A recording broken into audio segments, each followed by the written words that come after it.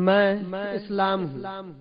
قرآن نے مجھے ہی ورضیت لکم الاسلام دینا کہہ کر میرے مکمل ہونے کی تصدیق کی اور یہ ظاہر کیا کہ اب کسی شریعت کی ضرورت نہیں رہی۔ میں نے ہی دنیا کے کفر و ضلالت کو جمال جہاں آرا کی روشنی دی اور فضائے عالم کو نور ایمان سے منور کیا۔ میں ایسی کتاب ہوں جس میں نگاہوں کو متحیر کر دینے والے نقوش بھی ہیں اور صحیح خطوط بھی ہیں، عدل و انصاف کے جوہر بھی ہیں اور رافت و بذل و کرم کے حیرت انگیز واقعات بھی۔ میں فاروق اعظم کی انصاف پسندی اور ریت پسندی کا بے مثال کارنامہ ہوں، عثمان غنی علی المرتضیٰ کے سخاوت شجاعت کے عظیم النظیر مثال ہوں اور ابوبکر کے رحم و دریا دلی کا عملی پیکر ہوں۔ میرا محور کعبہ ہے جس کا طواف ہر دل مسلم کی آرزو، میرا مدعا مدینۃ الرسول ہے جس کی سرزمین میرے عاشق سر کے بل طے کرتے ہیں۔ کعبہ کی عظمت اور مدینۃ الرسول کی عظمت کی میں امین ہوں۔ میں نے ہی ذات پات رنگ نسل سے الگ ہو کر انسان کو انسان سے محبت کرنا سکھایا اور بتایا اعدلوا انصاف کرو۔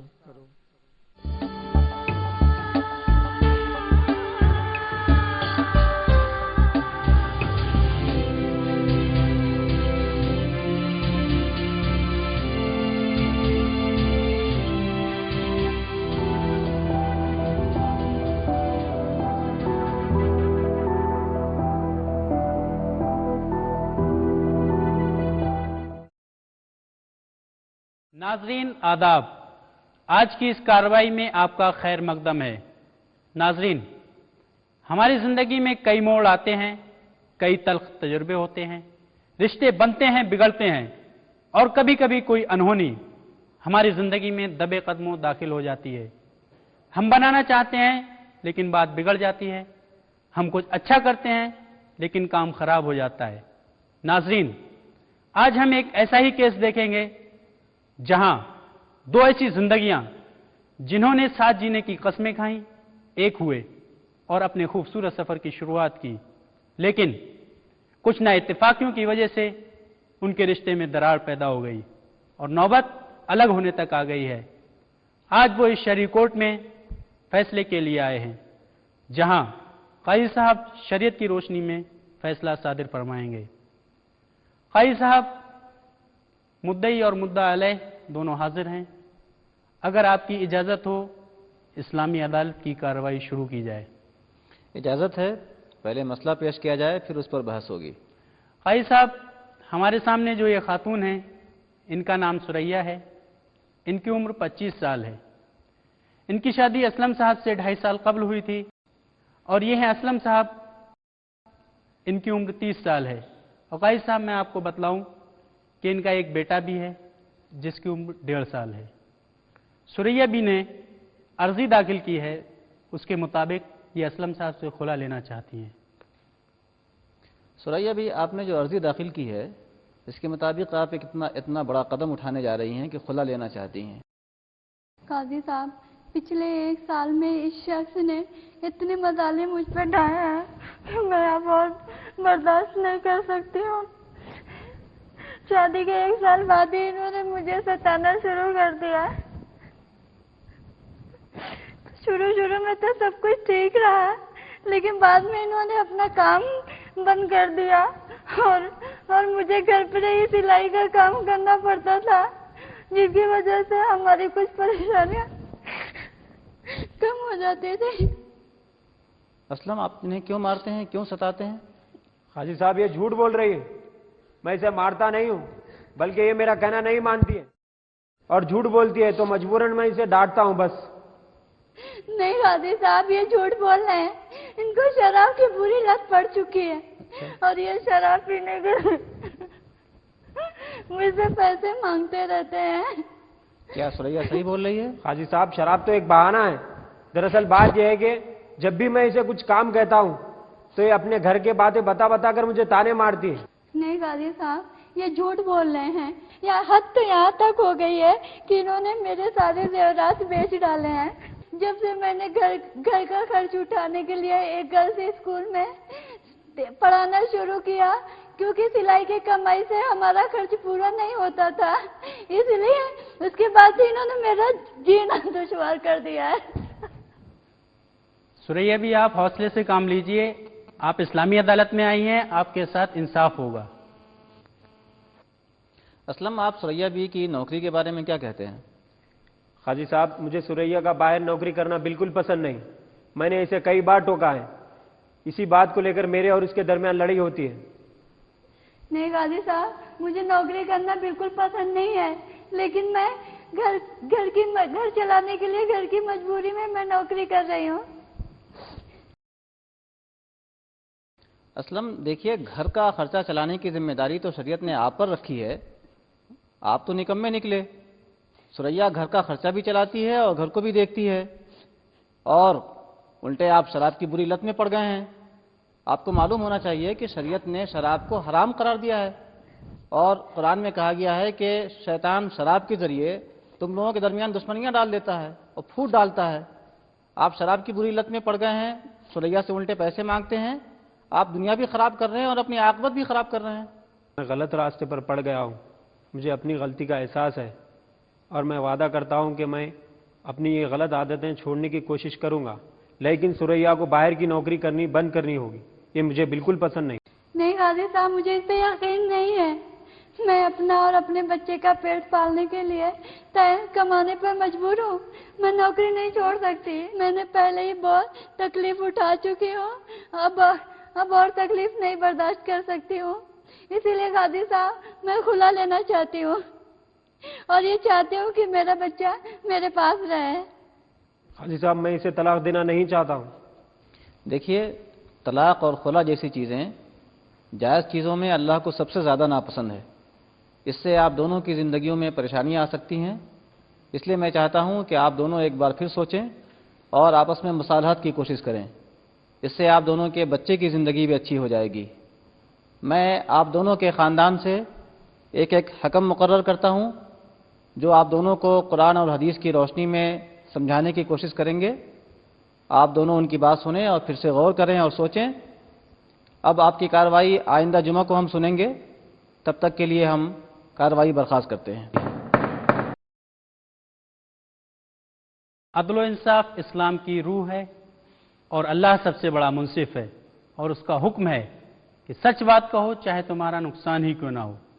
ابھی آپ نے دیکھا کہ اسلم کو سریا کا نوکری کرنا بالکل پسند نہیں، جبکہ سریا کا یہ کہنا ہے کہ اسلم شراب پی کر اس کے ساتھ مار پیٹ کرتا ہے۔ میاں بیوی کے اس پاک رشتے میں آ گئی ہے دراڑ، سریا چاہتی ہے خلا، اسلم نہیں دینا چاہتا ہے طلاق۔ کیا ہوتا ہے ماں باپ کے اس جھگڑے میں اس معصوم بچے کا؟ اس کارروائی میں فیصلہ کیا ہوگا، دیکھیں گے ہم ایک چھوٹے سے بریک کے بعد۔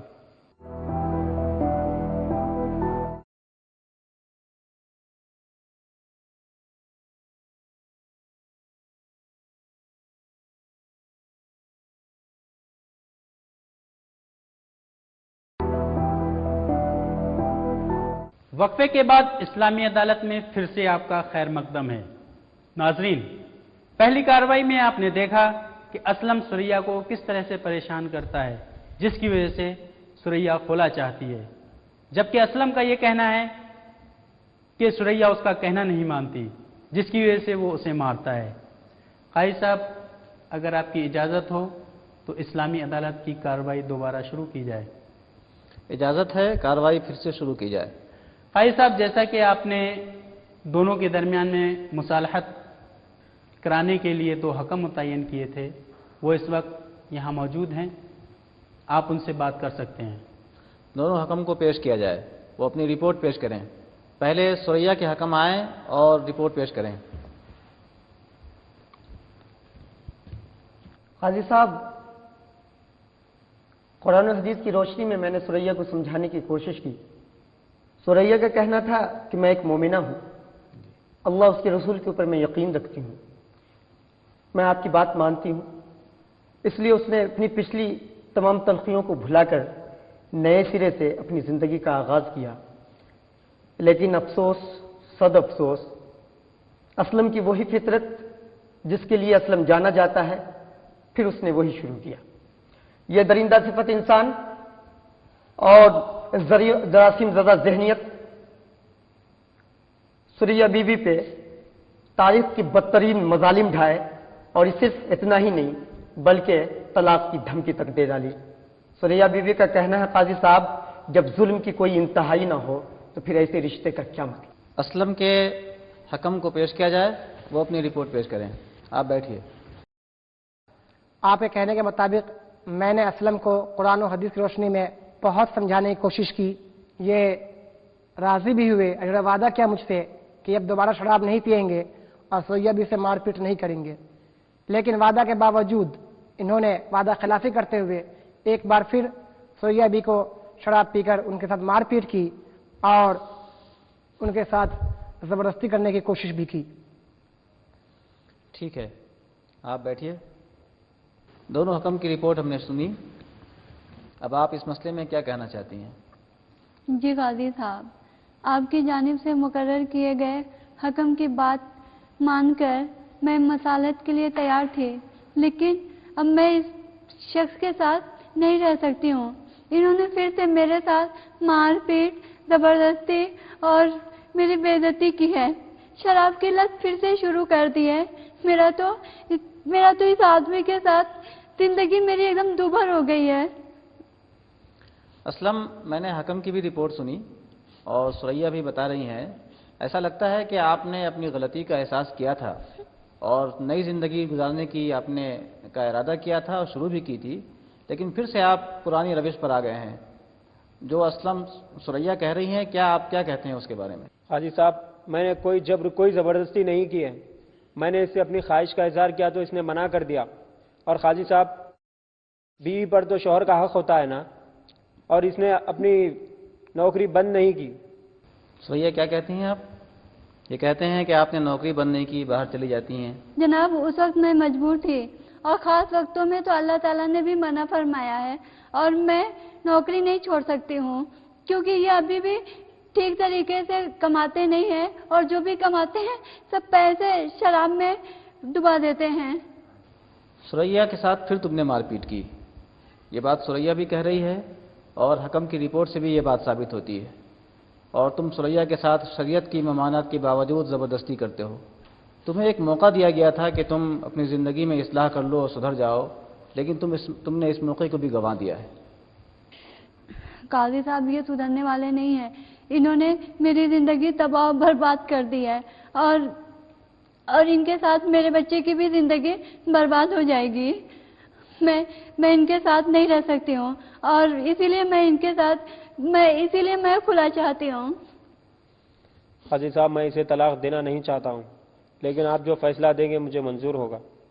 قاضی صاحب، جیسا کہ آپ نے دونوں فریق کی بات سنی اور دونوں حکم کے بھی بیانات آپ نے سنے، حکم نے بھی مصالحت کی کوشش کی لیکن وہ ناکام رہے۔ اب فیصلے کا وقت آ گیا ہے، آپ کا کیا فیصلہ ہے؟ ٹھیک ہے، اب فیصلے کا وقت آ گیا ہے، اب فیصلہ سنایا جاتا ہے۔ قاضی صاحب، فیصلہ دینے سے پہلے ہم لیں گے ایک چھوٹا سا وقفہ۔ ناظرین، آپ کہیں جائیے گا نہیں، چھوٹے سے وقفے کے بعد پھر آپ کی خدمت میں حاضر ہوں گے۔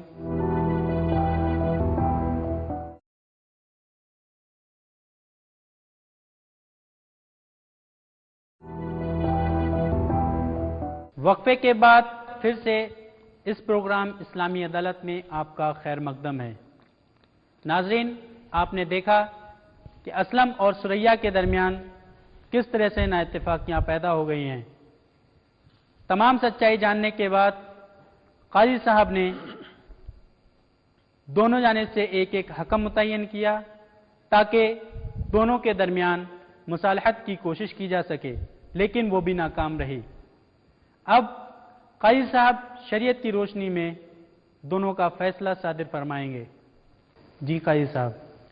اسلامی عدالت نے دونوں فریقین کے بیانات سنے ہیں اور دونوں حکم کی رپورٹ بھی سنی۔ اب عدالت اس نتیجے پر پہنچتی ہے کہ اسلم کی شادی 2.5 برس قبل ہوئی تھی اور ان دونوں سے ایک بچہ بھی ہے۔ اسلم کی ذمہ داری تھی کہ وہ بیوی اور بچے کی کفالت کرے، لیکن اسلم نے اپنی ذمہ داری پوری نہیں کی، الٹے بیوی پر اور ظلم کیا۔ اسلم کو چاہیے تھا کہ محنت مزدوری کر کے اپنی بیوی اور بچے کے خرچ کو پورا کرے، لیکن یہ کام ثریا کو کرنا پڑ رہا ہے، جو سراسر غلط ہے۔ قرآن کریم یہ حکم دیتا ہے فَإِمْسَاكُمْ بِمَعْرُوفٍ أَوْ تَسْرِيحٌ بِإِحْسَان، بیوی بچوں کو یا تو اچھے طریقے سے خوش اسلوبی کے ساتھ پاس میں رکھو، اگر یہ ممکن نہیں ہو تو اچھے طریقے سے ان کو جدا کر دو۔ اس حالت میں اسلم کو شریعت یہ حکم دیتی ہے کہ چونکہ اسلم نے اپنی بیوی اور بچے کو اچھے طریقے سے پاس میں نہیں رکھا، اس لیے وہ اپنی بیوی ثریا کو ایک طلاق دے کر اس مصیبت سے چھٹکارا دلائے۔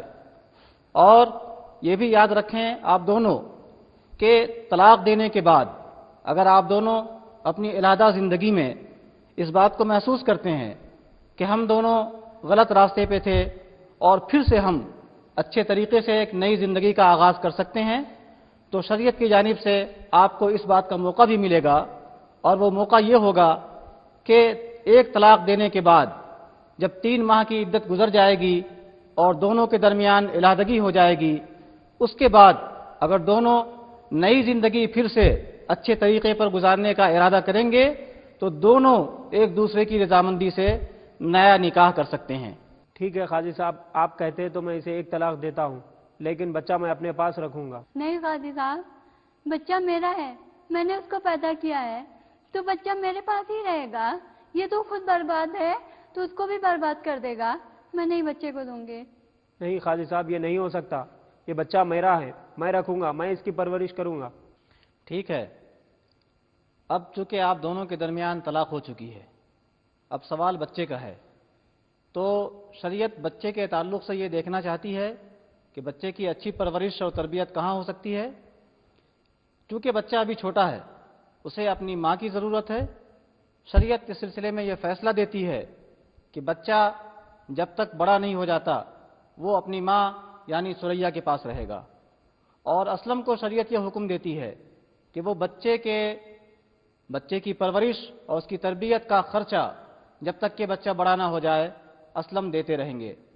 ساتھ ہی شریعت اسلم کو 2 اور حکم دیتی ہے۔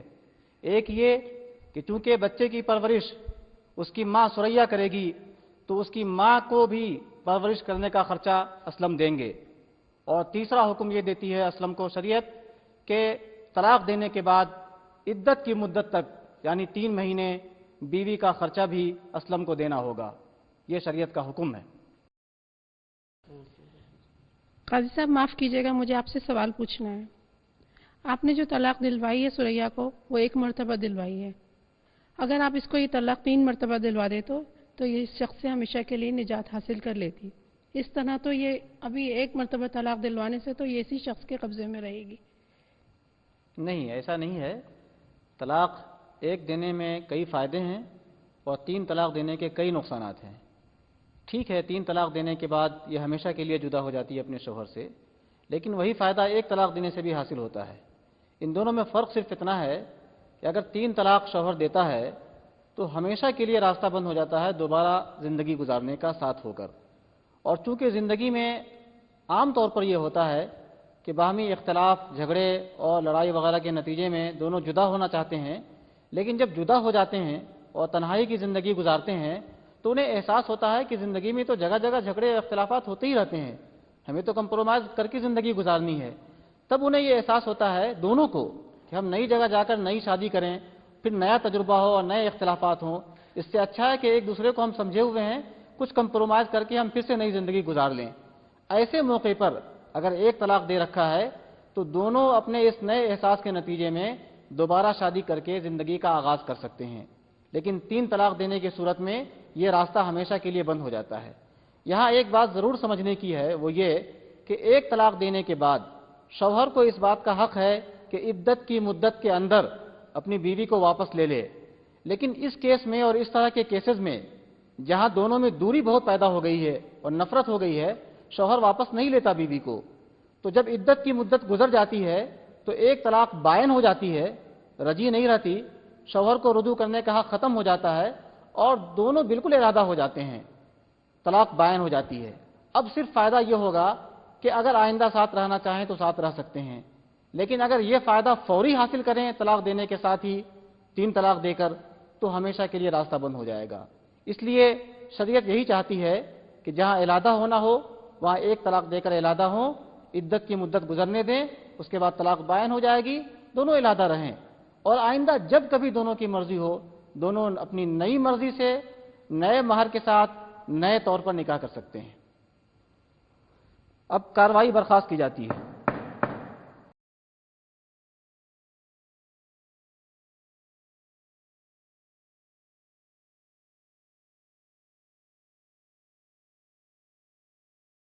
ناظرین، موجودہ دور میں اسلام کے اوپر یہ الزام لگایا جاتا ہے کہ اسلام عورتوں کے اوپر جبر کرنے کا حکم دیتا ہے، جبکہ آپ نے اس اسلامی عدالت میں دیکھا کہ اسلام نے مرد اور عورتوں کو برابر کے حقوق دیے ہیں۔